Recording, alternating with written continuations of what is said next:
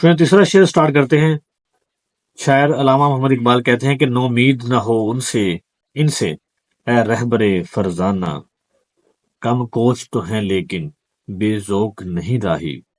نومید کہتے ہیں اسٹوڈنٹس نا امید کو، رہبر فرزانہ رہنما عقل مند دانش مند استاد، ٹھیک ہے، اور کم کوش تو ہیں. کہتا ہے کہ میری قوم کے جو نوجوان ہیں وہ سست تو ہیں لیکن بے ذوق نہیں راہی.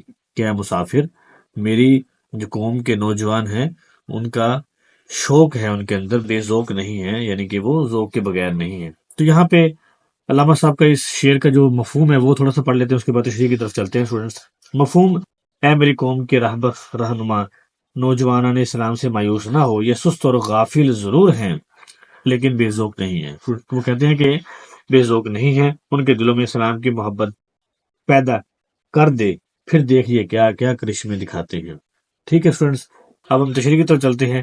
تشریح میں اس شعر میں اقبال نے قوم کے رہنماؤں سے خطاب کیا ہے یعنی بات کی ہے، مخاطب کیا ہے، اٹینشن دلائی ہے کہ وہ کہتے ہیں کہ مسلمان سے نا امید نہیں ہونا چاہیے. یہ درست ہے کہ وہ عمل میں کوتاہی کر رہے ہیں. ایک شعر مجھے یاد آ گیا اس کا، شکوہ کا، کہ تھے تو آبا وہ تمہارے ہی، مگر تم کیا ہو، ہاتھ پہ ہاتھ دھرے منتظر فردا ہو. لیکن میں نوجوانوں کی طرف سے مایوس نہیں ہوں، اس کے دل حب نبی صلی اللہ علیہ وسلم سے بھرپور ہیں. صرف اس جذبے کو بیدار کرنے کی ضرورت ہے. اگر نوجوانوں میں عشق نبی صلی اللہ علیہ وسلم بیدار ہو جائے تو یہ چنگاری شعلہ بن کر باطل کو خاکستر کر دے گی. یعنی کہ ان کے اندر بہت زیادہ جذبہ اور جنون ہے، صرف ان کے اندر عشق نبی پیدا کرنے کی ضرورت ہے. وہ پھر دیکھیں کیسے کام دکھاتے ہیں. تو ایک شعر مجھے اور یاد آ گیا اس کا، قوت عشق سے ہر پست کو بالا کر دے، دہر میں اس میں محمد سے اجالا کر دے. حضور صلی اللہ علیہ وسلم نے اپنے اخلاق اور اسوہ حسنہ سے عالم انسانیت کو عروج پر پہنچایا. تاریخ گواہ ہے کہ ایک وقت تھا کہ مسلمان مجبور تھے، وہ غلام اور زیر دست تھے. کیسر و کسرا کی شتوت دیکھ کر وہ کام جاتے تھے. ان کے ہاتھ پاؤں غلامی کی زنجیروں میں جکڑے ہوئے تھے. پادری، کاہن، سلطانہ اور بادشاہ سب اس کے شکاری تھے. لیکن جب مسلمان نوجوانوں میں عشق کا جذبہ بیدار ہوا تو یہی نوجوان باطل پر نیلی بن کر گرے. اقبال کہنا یہ چاہتے ہیں کہ مسلمانوں کی فلسفانہ، منصفانہ اور مصلحانہ کاشوں کا اصل جوہر یہی ہے کہ حضور صلی اللہ علیہ وسلم کی طے کردہ بصیرتوں کو عام کریں. یہ بصیرتوں مطلب یعنی کہ عقل مندیوں، دانائیوں، شعوروں کو، اور عصر حاضر کے انسان کو اس کی اصل منزل سے روشناس کریں. اقبال کہتے ہیں کہ رہبران کو مسلمان نوجوانوں میں حب رسول صلی اللہ علیہ وسلم کا جذبہ اجاگر کریں اور اس جذبے کی صحیح تربیت کر دیں تو مسلمان عمل میں بھی سرگرم ہو سکتے ہیں. کسی شاعر نے کیا خوب کہا ہے کہ دونوں عالم میں تجھے مقصود گر آرام ہے، اس کا دامن تھام لے محمد جس کا نام ہے. یہ شعر مسلمانوں کو عشق رسول کے لیے ابھارتا ہے. یہی وہ عمل ہے جس سے کام لے کر مسلمان پوری دنیا کو اپنا دست نگر بنا سکتا ہے. ٹھیک ہے اسٹوڈنٹس، اس کے بعد ہم اگلا شعر کرتے ہیں.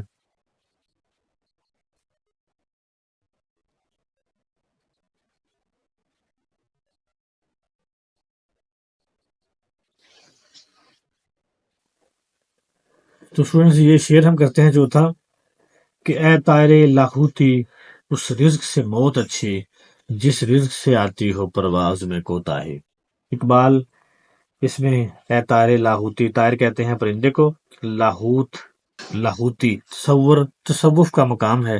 لاہوت ویسے اسٹوڈنٹس تصوف کا وہ مقام ہے جہاں پہنچ کر صوفی حضرات کو فنا فی اللہ کا مرتبہ حاصل ہوتا ہے، یعنی کہ اللہ تعالیٰ کی ذات میں فنا ہو جانا اور مقامات حاصل کرنا، راز و نیاز حاصل کرنا. تو پرواز جو ہے وہ کہتا ہے اڑان کوتاہی میں نے سستی. تو اس کا مفہوم یہ بنے گا کہ جس رزق کے حاصل کرنے میں جدوجہد نہ کرنی پڑے اور بیٹھے بٹھائے ہاتھ آ جائے اس سے موت بہتر ہے. جدوجہد نہ کرنے سے انسان کاہلی کا شکار ہو جاتا ہے. اچھا، یہاں پہ اسٹوڈنٹس اقبال نے اس شعر میں طائر لاہوتی کا لفظ استعمال کیا ہے. طائر لاہوتی یعنی کہ مسلمان، لاہوتی سے مسلمان مراد لیا گیا ہے. تصوف کی اصطلاح میں لاہوت کے کئی معنی ہیں ویسے.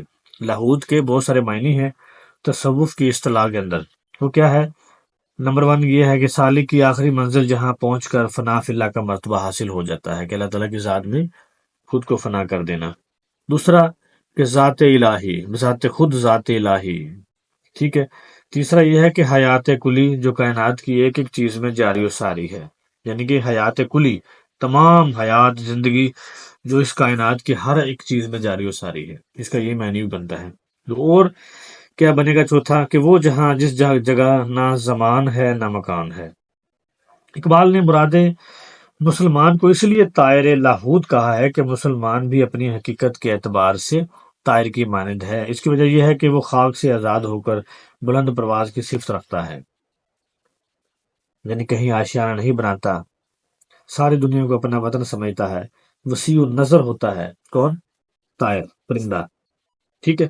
حقیقت یہ ہے کہ مسلمان کا مقصد حیات اس بلند مقام تک رسائی حاصل کرنا ہے جہاں پہنچ کر اس کے اندر خدائی صفات کا پرتو نظر آنے لگے، یعنی کہ خدائی صفت کا عکس نظر آنے لگے، وہ مقام حاصل کرنا ہے. ٹھیک ہے.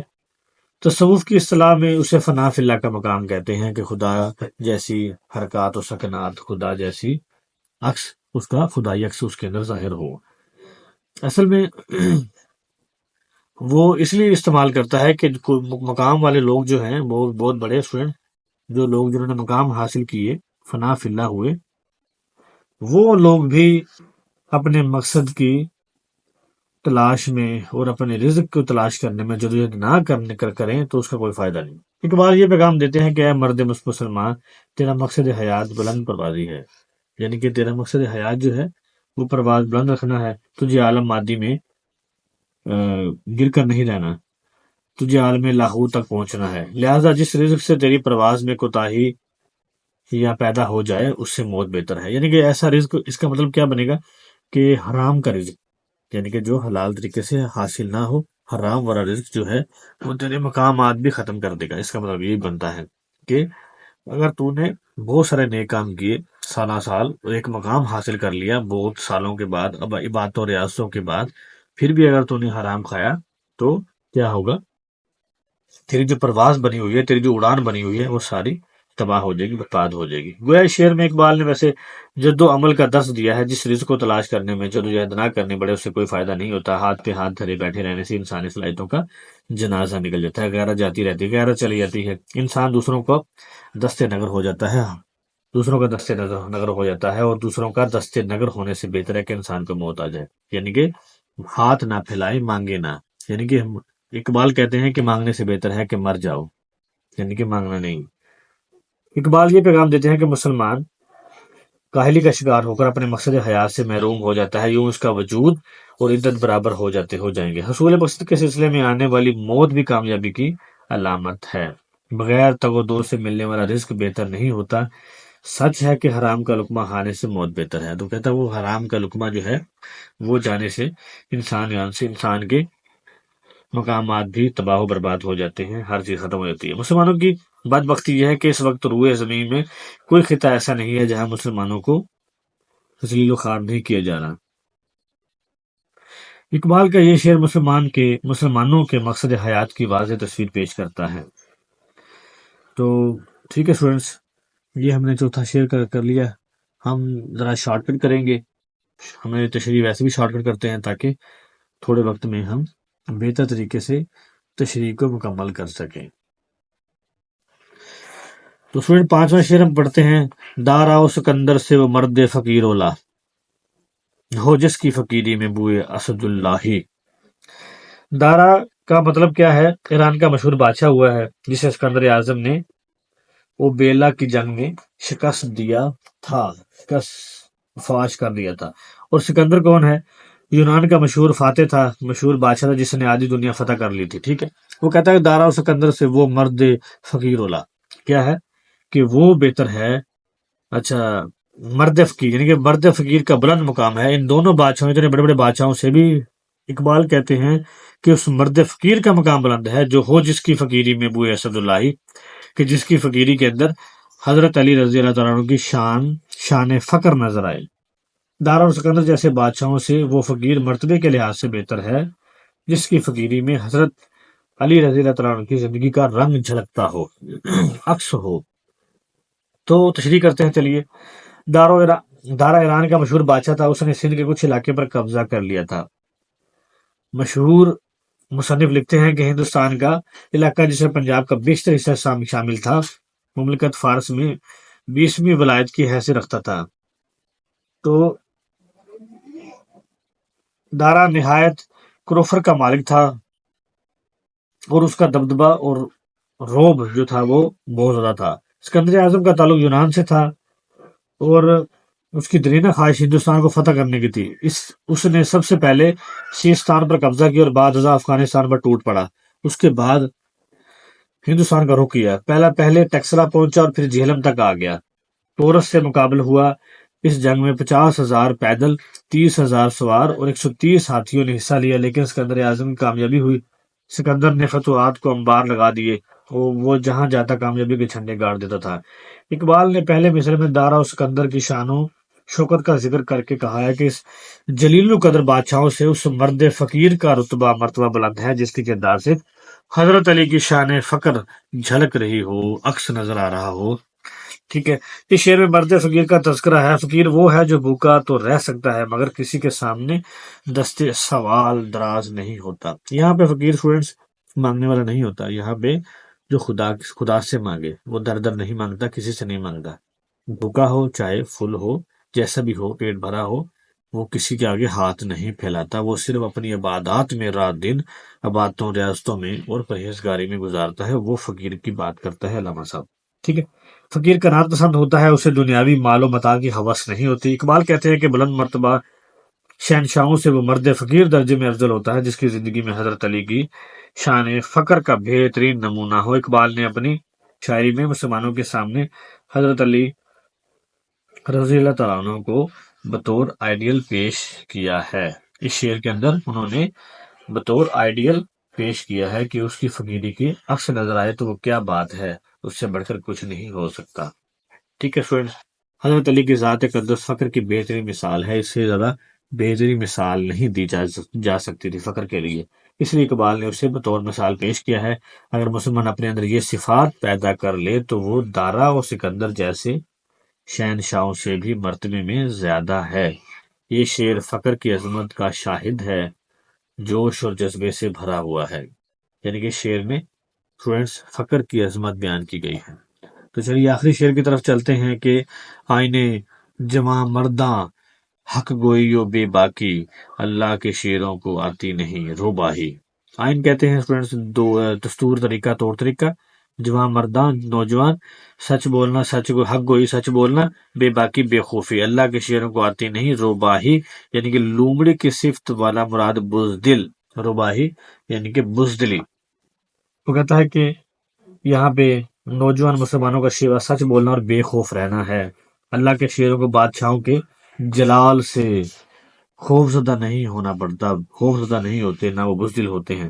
یہ شعر اقبال جو ہے بوئے اسد اللہ کی تشریح کرتا ہے۔ یہ شعر جو ہے نا، اوپر والا جو شعر تھا نا، بوئے اسد اللہ، اس کی تشریح یہ شعر کرتا ہے۔ ٹھیک ہے فرینڈز، اقبال یہاں پہ شعر میں مومن کی صفات بیان کرتے ہوئے کہتے ہیں کہ مومن کی زندگی کا قانون یہ ہے کہ وہ ہمیشہ سچ بولے، ہمیشہ سچ کہے۔ مسلمان نوجوان حق گوئی اور حق پرستی میں کسی سے نہیں ڈرتا۔ مومن کے اندر یہ خوبی سب سے پہلے ہوتی ہے، پہلی سچ گوئی اور دوسری بے باکی اس کے اندر جز ہے۔ طریق اور راک ان خوبیوں کی مثال پیش کر سکتے ہیں۔ روز اول سے ہی حق و باطل آپس میں نبرد آزما چلے آ رہے ہیں۔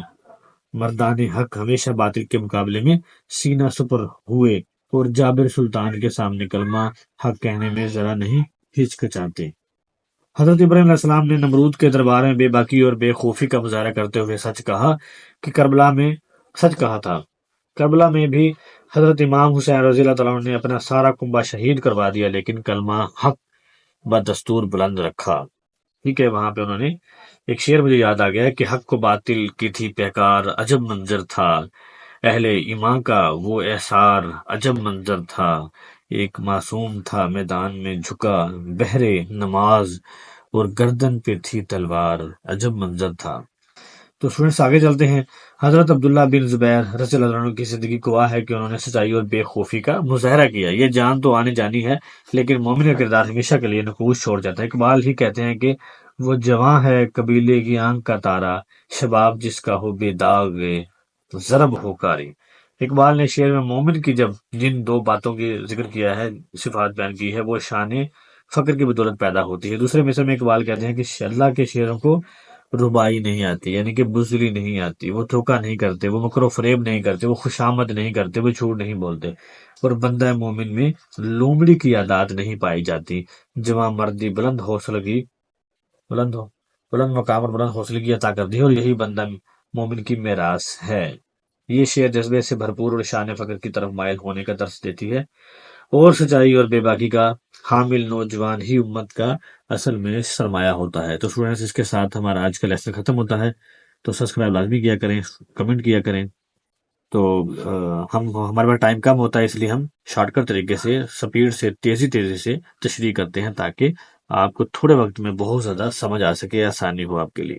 اللہ حافظ.